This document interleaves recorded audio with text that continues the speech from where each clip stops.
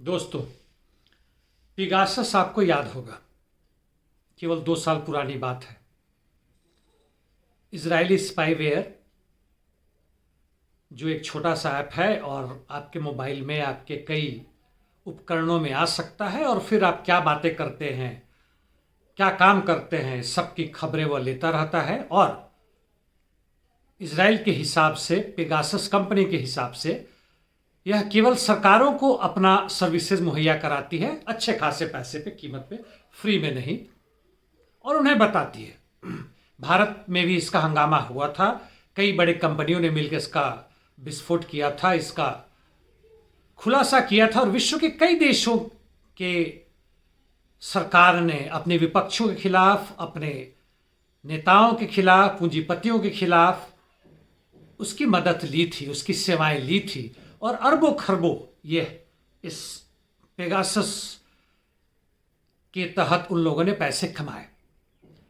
By the way, प्रश्न यह भी आता है कि क्या इजराइल आपके देश के बारे में पेगासस के मदद से आपके मिलिट्री टॉप जनरल्स के ऊपर भी यह खुफिया तंत्र लगाया गया, पूंजीपतियों के अलावा, विपक्षियों के अलावा, बड़े बड़े जजों के अलावा, पुलिस अधिकारियों के खिलाफ भी? तो क्या जैसे भारत में भी यह भारत सरकार ने इसकी सेवाएं हासिल की, तो क्या जो भी सूचनाएं थी, क्या वह इजराइल के पास नहीं पहुंचा? इजराइल की मदद से क्या अमेरिका और बाकी नाटो देशों के पास नहीं पहुंचा? बिल्कुल पहुंचा होगा। और इससे हमारे सार्वभौमिकता पर क्या असर पड़ा, सोचिएगा। सुप्रीम कोर्ट में यह केस लंबित था और सुप्रीम कोर्ट ने कहा है कि उसने भारत सरकार को काफी समय दे रखा है, पिछले 2019 से लेकर, और अभी तक भारत सरकार की तरफ से कोई खास इसका खुलासा नहीं किया गया। और बार बार हमेशा नेशनल इंटरेस्ट के नाम पर, नेशनल सिक्योरिटी के नाम पर जुडिशरी को मूर्ख नहीं बना सकती है। चलिए, यह उनका कहनाम है और भारत सरकार अब इसका क्या जवाब देती नहीं पता। लेकिन अब सुप्रीम कोर्ट ने अपने निगरानी में एक नई टीम का गठन किया है, जिसके अध्यक्ष होंगे सुप्रीम कोर्ट के ही एक रिटायर्ड जज। और यह लोग खोज करेंगे, खबर करेंगे, और देखे 3 महीने या कितने समय में ये उसका लेकर आते हैं और कुछ ना कुछ भंडा फूटेगा, कुछ ना कुछ बताएगा।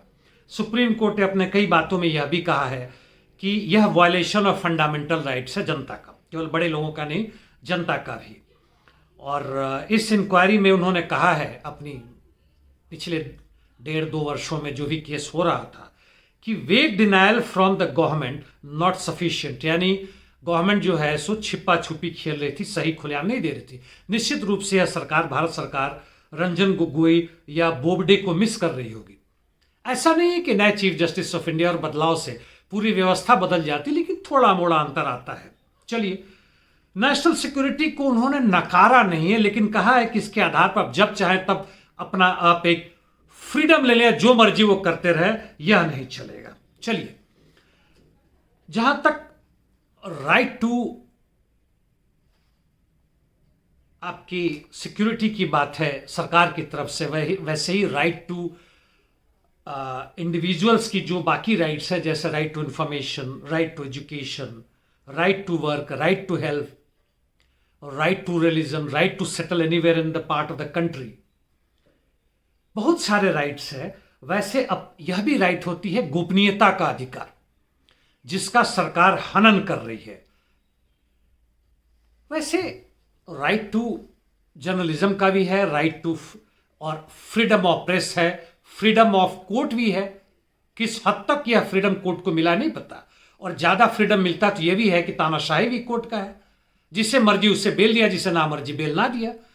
सारा केस खत्म होने के बाद भी 2 साल तक वो वर्डिक्ट पर बैठे हुए हैं।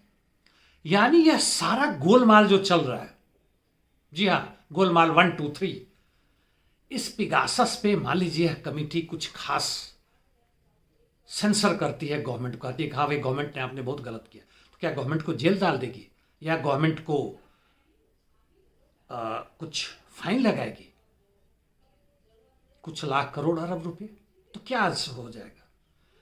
क्या जो वर्किंग पीपल, मेहनतकश जनता के ऊपर जो लूट चल रहा है, बैंक से, मोनोपोली प्राइसिंग से, पेट्रोल से लेकर दाल तेल से, निजीकरण से, जो दशकों से हमारे पूर्वजों ने, हमारे मजदूरों ने जो बनाया पूरे देश में, उसकी जो लूट चल रही है, खुलेआम लूट चल रही है।